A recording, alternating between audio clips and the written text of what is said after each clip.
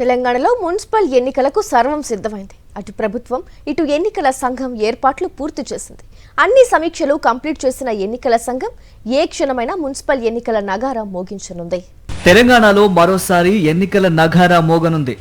పంచాయతీ ఎన్నికల ప్రహసనం పూర్తవడంతో ఇప్పుడు మున్సిపల్ ఎన్నికలకు రంగం సిద్ధమైంది. ఎన్నికలకు సంబంధించిన సామాగ్రిని అధికారులు తరలిస్తున్నారు. సిడిఎంఏ కార్యాలయం సందడిగా మారింది. రాష్ట్రంలో 116 మున్సిపాలిటీలు, 7 మున్సిపల్ కార్పొరేషన్లలోని 2996 వార్డులున్నాయి. ఇప్పటికే రిజర్వేషన్ల ప్రక్రియను పూర్తి చేశారు.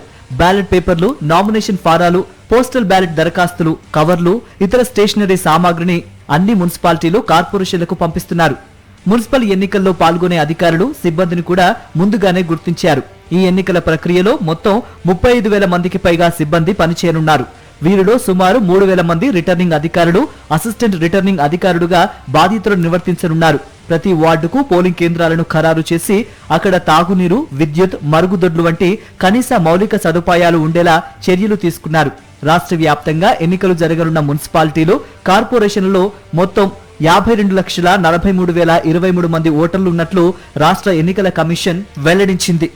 అందులో పురుష ఓటర్లు 25,62,639 మంది, స్త్రీలు 26,80,014 మంది ఉన్నారని తెలిపింది.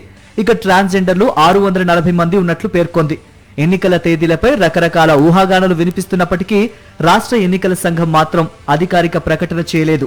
దీంతో ఏ క్షణంలోనైనా ఎన్నికల స్కెడ్యూల్ విడుదలయ్యే అవకాశం ఉందని భావిస్తున్నారు.